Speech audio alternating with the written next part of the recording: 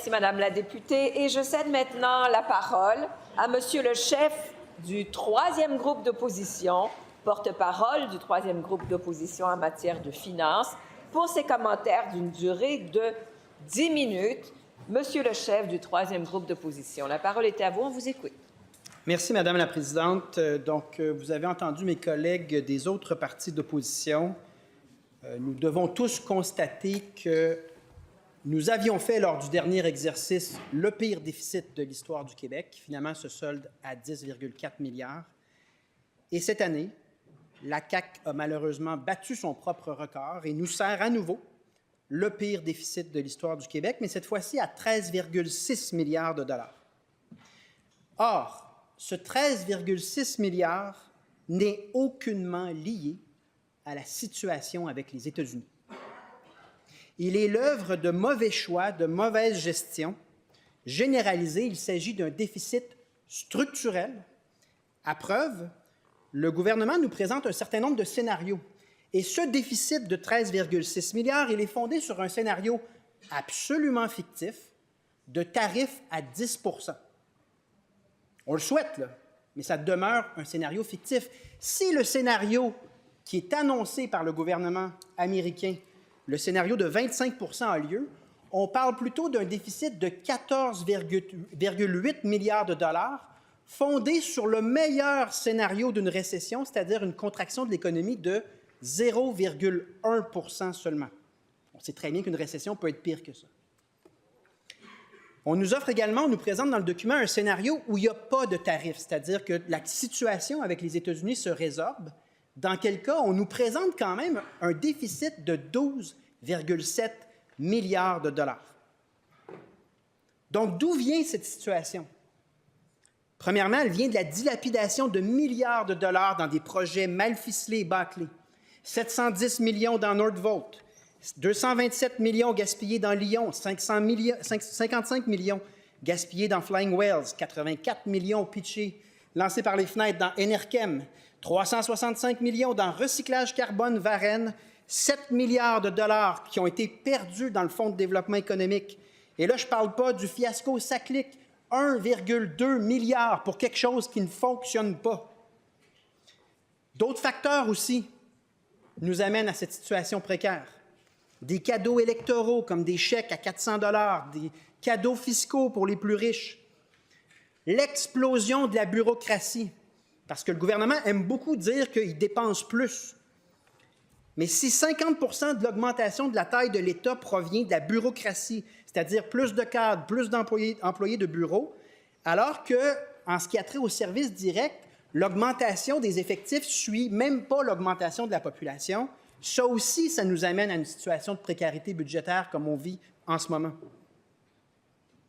Donc, si on regarde rigoureusement la portion du 13,6 milliards qui découle de la situation avec les États-Unis, il y a certes une volonté du gouvernement de placer jusqu'à 200 millions de dollars en aide aux entreprises.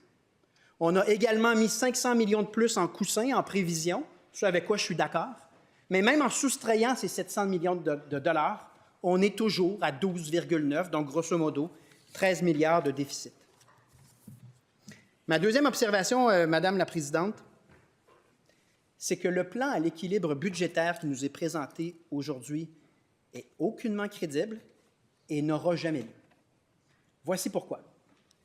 Plusieurs des prémices utilisées pour ce plan relèvent de jovialisme ou d'hypothèses absolument improbables. D'abord, on prévoit dès l'an prochain une augmentation des transferts fédéraux de l'ordre de 1,7 milliard pour ensuite aller jusqu'à 2,5 milliards par année d'augmentation des transferts fédéraux.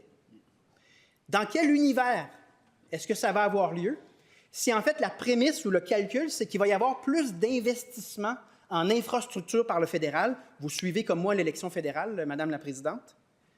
Dans quel monde est-ce que ça va avoir lieu compte tenu des déclarations des partis à l'échelle fédérale? Mon collègue du Parti libéral, à juste titre, souligne également qu'on ne tient pas compte des changements à l'échelle fédérale en matière de gains en capital. Donc, il y a un 800 quelques millions qui s'y trouvent, mais qui ne s'y trouvera pas en toute vraisemblance. Lorsqu'on regarde également comment les revenus augmentent spectaculairement dans la prévision à partir de l'an prochain, on se rend compte que, magie, les entreprises du gouvernement obtiennent des augmentations de 35 à 40 des revenus générés. On ne sait pas comment, mais tout d'un coup, ça augmenterait de manière spectaculaire. Même chose pour ce qu'on appelle les revenus divers. On prévoit des augmentations jusqu'à 3 milliards du côté des revenus divers. C'est plus qu'optimiste. En gros, on avait une augmentation des revenus de 0,8 entre l'an passé et cette année. Et là, on nous dit que l'an prochain, l'augmentation des revenus sera de 6 pour ensuite avoir une moyenne de 3,6 d'augmentation des revenus. Et tout ça, même si toutes ces hypothèses que je qualifierais de frivoles se matérialiseraient, il y a toujours, et on le dit très clairement à la page A24, il y a toujours 2,5 milliards qu'il va falloir découvrir quelque part parce que ça, on ne l'a pas trouvé pour arriver à l'équilibre budgétaire. Ça me semble, Madame la Présidente, un exercice très peu crédible en la matière. Un mot rapide sur les annonces du gouvernement en matière de diversification des exportations. À notre avis, ce sont des mesures qui, comme vous le savez, existent déjà. On a simplement décidé de mettre davantage de fonds dans ces mesures-là. Si ces mesures-là étaient déjà efficaces pour diversifier nos exportations, je pense qu'on le saurait. On réitère au Parti québécois qu'il aurait été plus efficace et moins coûteux en bureaucratie de simplement défiscaliser les exportations pour encourager nos entreprises. Et de manière générale, Madame la Présidente, si on essaie de projeter justement sur 5 ans où va le Québec, je vous soumets respectueusement que ce n'est pas la planification vers le retour à l'équilibre budgétaire présenté aujourd'hui par le gouvernement de la CAQ qu'il faut suivre.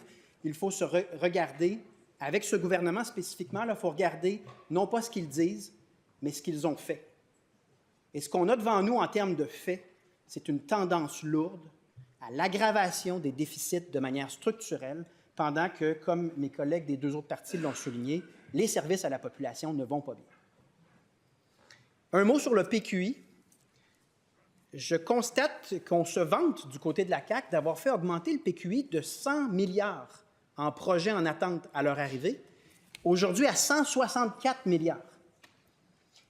Mais je dois souligner que ce n'est pas normal que le PQI augmente sans arrêt pendant que les projets stagnent sur cette liste de PQI. L'hôpital d'Amos, l'hôpital de Saint-Jérôme, mon collègue de Rosemont soulignait l'hôpital de Maisonneuve-Rosemont, les projets structurants de l'Est, les réseaux structurants de transport à Québec, le pont entre Sainte-Catherine et Stade-Houssac, l'autoroute 170, je n'ai pas le temps de toutes les nommer, le palais de justice de Longueuil. On place à des fins de communication des projets qui n'ont pas lieu dans le PQI pour ensuite, en Chambre, et vous le savez, Madame la Présidente, vous avez déjà vu ça, pour ensuite nous présenter des tableaux là, pour nous dire que c'est un investissement record. Malheureusement, on est en train de faire perdre au PQI de la crédibilité parce que ça devient le stationnement des projets qui n'ont pas lieu et la population en prendra bonne note. Je réitère en terminant que ce que propose le Parti québécois pour revenir à l'équilibre budgétaire, c'est de mettre fin aux barres ouvertes des subventions aux entreprises, particulièrement aux grandes entreprises, et arrêter la dilapidation des fonds publics dans des projets bâclés sur un coin de table, au flair, au pif d'un ministre ou d'un autre. De la même manière que nous voulons une meilleure gestion de l'État et nous n'acceptons pas des fiascos comme SACLIC qui ont coûté aux contribuables 1,2 milliard de dollars. Nous comptons également couper dans la bureaucratie pour mettre ces ressources dans les services à la population. Et évidemment, nous voulons réaliser l'indépendance du Québec pour se débarrasser d'un gouvernement de trop qui capture la moitié des revenus.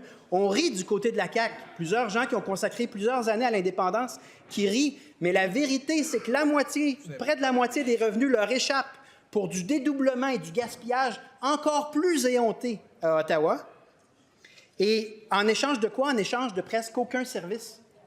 Et donc, ce qu'on appelait le déséquilibre fiscal dans les années 90 est devenu l'asphyxie fiscale de la CAQ qui nous mène au pire déficit de notre histoire à nouveau.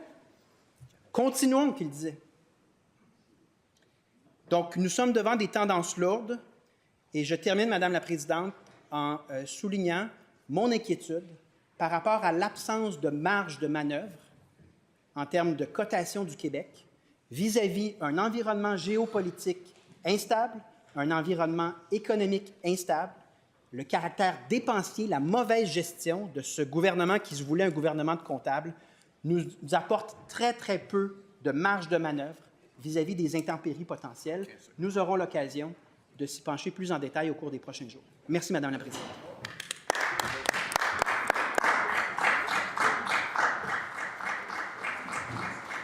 Et merci, Monsieur le chef du troisième groupe d'opposition. Je reconnais maintenant Monsieur le leader adjoint du gouvernement. Merci beaucoup, Madame la Présidente. Je vous demande d'ajourner nos travaux à demain, 9h40, s'il vous plaît.